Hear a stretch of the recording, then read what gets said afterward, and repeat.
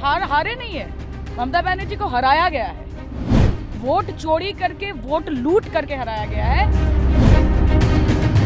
जारी रहेगी, लड़ाई करेंगे। ममता बनर्जी एकदम सर उठा के लड़ेगी, देश के हित के लिए लड़ेगी, कोई बात नहीं।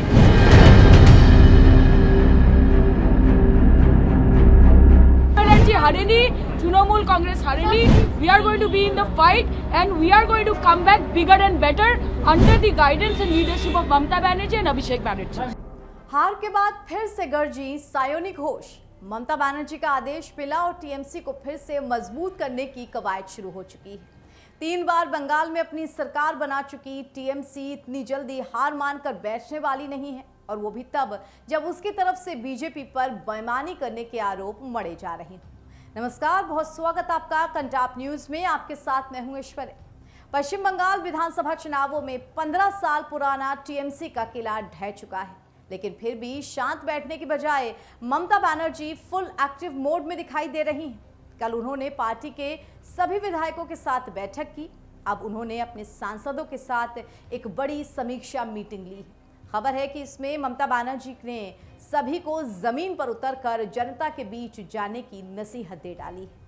ममता बनर्जी ने जो कहा वो उनके सांसद भी दोहराते दिखे। आइए आपको सुनवाते हैं सायोनी घोष ने इस पर क्या कहा है। बीजेपी व बीजेपी मीडिया ठीक को नहीं, लड़ाई जारी रहेगी, लड़ाई करेंगे। ममता बनर्जी एकदम सर उठा के लड़ेगी, देश के हित के लिए लड़ेगी, कोई बात नहीं।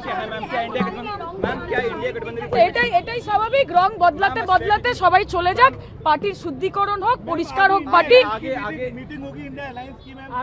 नहीं, ये सीनियर लीडरशिप बोलेंगे, हम लोग इसमें कुछ देखिए। अगर भाजपा की सरकार को हराना है तो सबको एकजुट होना पड़ेगा। किसानों को एकजुट होना पड़ेगा, युवाओं को एकजुट होना पड़ेगा, महिलाओं को एकजुट होना पड़ेगा, मजदूरों को एकजुट होना पड़ेगा, हर संप्रदाय हर धर्म के लोगों को एकजुट होना पड़ेगा। और इसीलिए हम सब एक साथ हम लड़ेंगे। इंडिया अलायंस भी लड़ेगी, ममता बनर्जी जरूर लड़ेंगे। ड्राइव चलाई जा रही है कोलकाता में, इसको कैसे देखते हैं? बुलडोजर चल रहा है। तो बुलडोजर ये बंगाल के लोग देख रहे हैं, देश के लोग देख रहे हैं। ज्यादा दूर नहीं है, 5 साल में और 2 साल में 29 की सरकार आने वाली है। आप देख पाएंगे कि बंगाल के लोग क्या मैंडेट देते हैं, पूरे देश के लोग क्या मैंडेट देते हैं। मैडम 29 और 2031 को बंगाल के लोग जरूर देंगे। मैम, जिस प्रकार से टीएमसी के कई सारे जो नेता हुआ, समीक्षा हुई, क्या कुछ हार का नहीं, हारे नहीं है, ममता बनर्जी को हराया गया है। वोट चोरी करके, वोट लूट करके हराया गया है। 2029 को बंगाल की जनता, पूरे देश की जनता, और 2031 को पश्चिम बंगाल की मामाटी मानुष करारा जवाब। क्या स्ट्रेटेजी है आगे इंडिया? ये स्ट्रेटेजी मैं आपको क्यों बताऊं, पार्टी की इंटरनल स्ट्रेटेजी है। टीएमसी की इस मीटिंग में ममता बनर्जी ने साफ साफ बोला कि हमारा संघर्ष जारी रहेगा। सांसदों और विधायकों को कहा गया है कि वो अपने क्षेत्रों में जनता के बीच जाकर ज्यादा से ज्यादा उनसे संपर्क साधें, और जहां टीएमसी के दफ्तर बंद पड़े हैं उनके ताले खुलवाएं, वहीं बैठकर जनता की समस्याएं सुने। इस बैठक के बाद टीएमसी सांसद सायोनी घोष ने बंगाल के विधानसभा नतीजों पर बड़ा सवाल खड़ा कर दिया। सायोनी घोष ने कहा कि टीएमसी हारी नहीं है, हमारी नेता ममता बनर्जी को हराया गया है, वोटों की चोरी की गई है, वोटों की लूट करके, मगर 2029 में इसका करारा जवाब मिलेगा।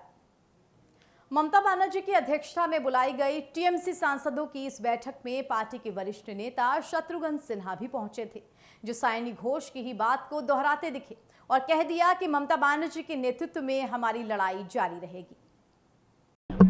जो बातें हुई हैं वो पार्टी के एमपी के साथ बात हुई है, मार्गदर्शन दिया गया है, सारी हकीकत बयां की गई है, कैसे कैसे क्या हुआ, वहाँ पे अंदरूनी मामला था, लेकिन चारों तरफ से अच्छे से एक्सप्लेन किया गया उसको, और ममता जी का निर्देश मिला है कि एकदम हम लोग सब एक हैं, इकट्ठे हैं, और ये लड़ाई जारी रहे। सर, इंडिया अलायंस की कोई मीटिंग भी होने वाली है? राहुल बहुत कुछ हो रहा है, वो आप उनसे पूछें। अभी आपके सामने वो लड़की साइनी घोष ने कुछ कहा है, मेरा ख्याल वही।